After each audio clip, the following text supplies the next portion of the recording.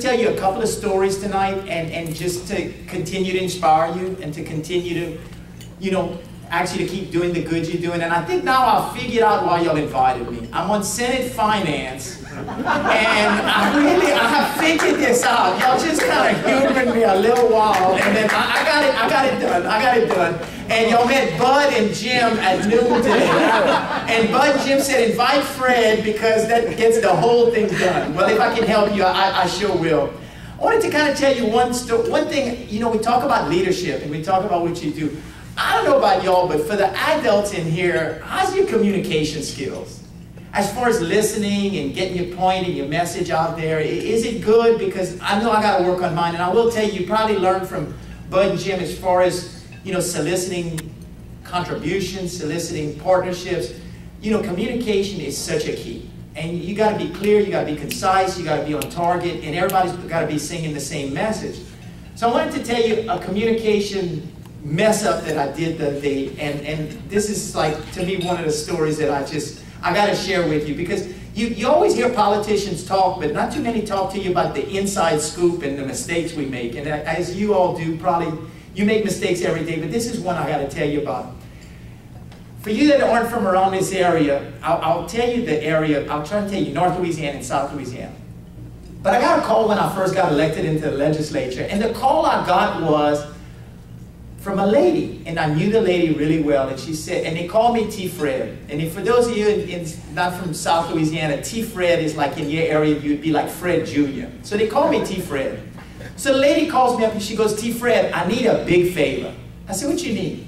She said, my boyfriend, who I love so much, is in jail, and I don't have any gasoline to go see him, and he's in North Louisiana.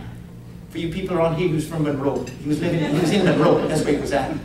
And she was in South Louisiana, so it was about a 200-mile trip. So I said, well, what do you want me to do?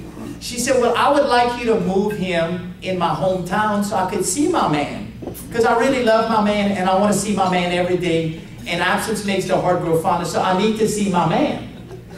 So I said, okay. I said, so you want to move your man? She said, oh, I love my man. I love my man. Can you move him?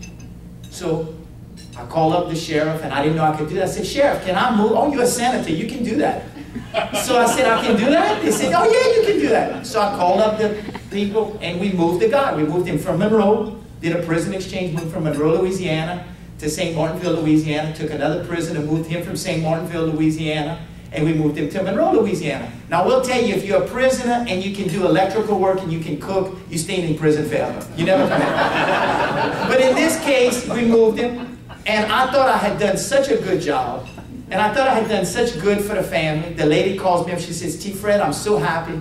My man is back home. I'm 2 minutes away from my man. I can see my man all the time. I get a call from the prisoner.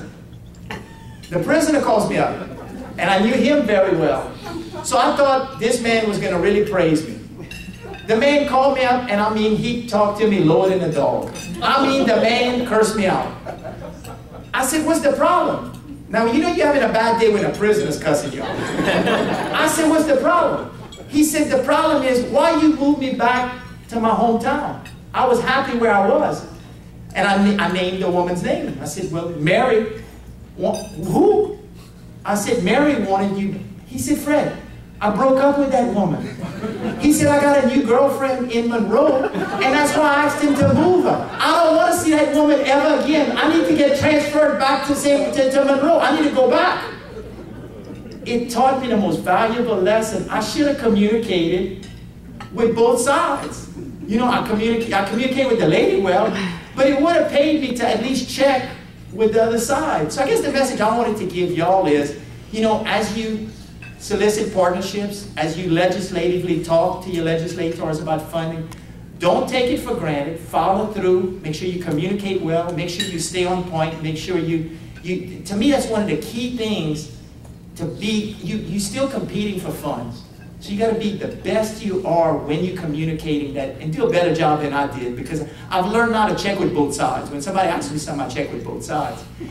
I wanted to also just briefly touch on, especially for the young people here, I wanted to touch on 3 young people that I met in my life that touched me with a message, and each one had a very different message.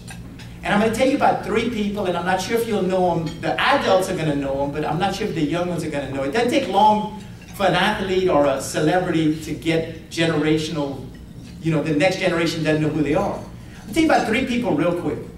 There was one person that was playing college sports, called me up at 17 years old. I knew him very, very well, and he said, I'm quitting.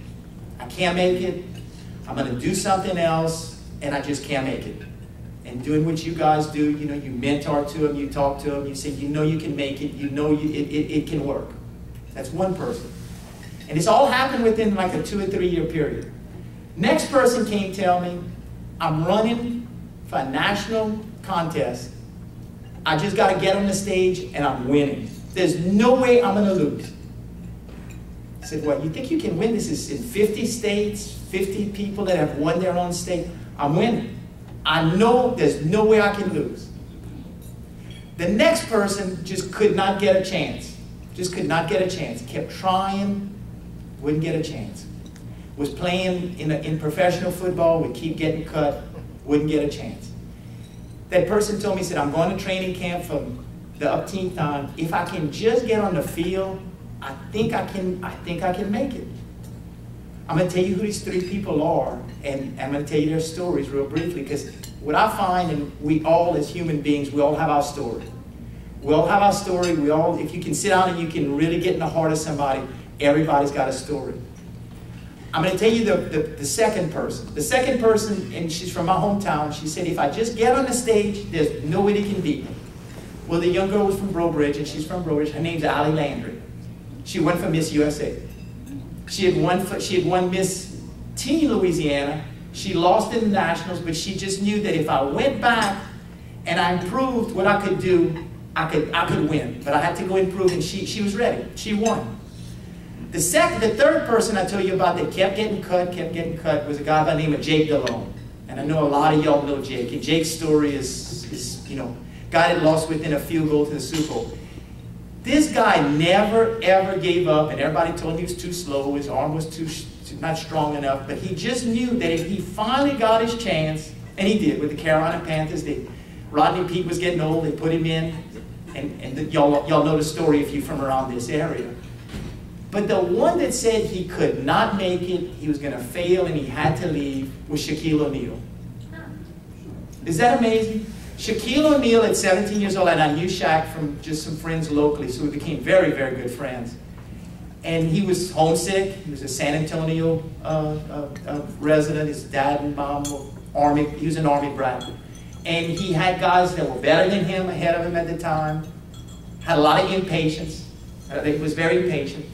And I remember telling him, I said, with your smile and your looks and your skills, you're going to make more money. Just hang in there. And I'm usually wrong. This time I was right. But for you young people, it's okay to doubt yourself. It's okay to think you can't do it. It's okay to think you need a push. And the old ones like us, we're here to help push you. We're here to help you. We're here to give you that guidance. And that's what the Boys and Girls Club is for, to help you. And your mission statement basically says that we're here for you.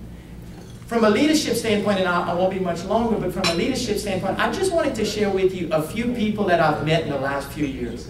For some reason, I get to MC a lot of functions, and the only reason I MC it is because I'm free. If you're free, you can get called a lot. You can work a lot if you're free. Now, if you start charging, they're going to get somebody better.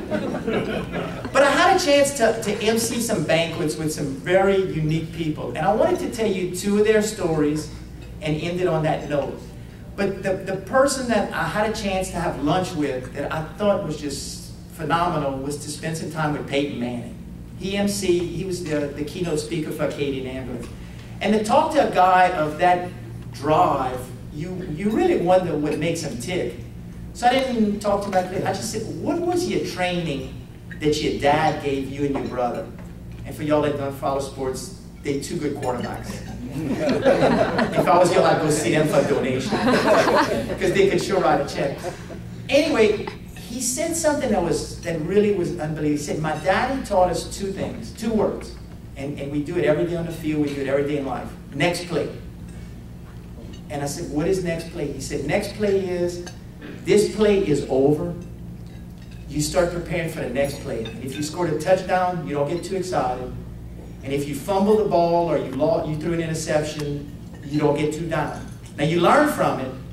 You really learn from it. But you don't let it destroy you. And for you young ones, there's going to be some days that you're going to fumble the ball. So don't get too down. And there's some days you're going to do really well. And don't get too excited because you're going to fumble the ball again. And he said that his daddy really drilled that he could throw 5 interceptions in a row, but the next play was a brand new play. And I found that pretty remarkable to talk to a guy like that. But the one that I guess touched me that I had a chance to meet was President George H. Bush, the Bush 41, the old man. He came to Lafayette.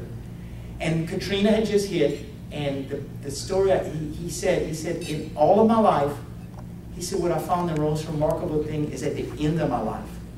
He said, because at the end of my life, to come here in South Louisiana, from the hurricane damage that we had from Calcasieu all the way to Orleans, and he said, to be able to help people that can't help us back, he said, that's the greatest gift that God has ever given me. And he said, I've met kings and queens, and I've traveled the world, and I've been president of the United States. He said, there's no greater honor to do that. And he said, I encourage you all, at my age I've discovered it. I wish I had discovered it at a little younger age. And I guess that's the message I want to leave each and every one of you. Just for me to come spend 10 minutes with you, I'm going to leave feeling better. And you made me feel better because I had a chance to be with you. And when I see the service that you give, I encourage you to keep giving it. The other message I give you, I met James Carville once, and he said, you define yourself. Don't let anybody else define you. So you define yourself as an organization. You define yourself as young people. Don't let anybody tell you what you can and can't do. You define yourself.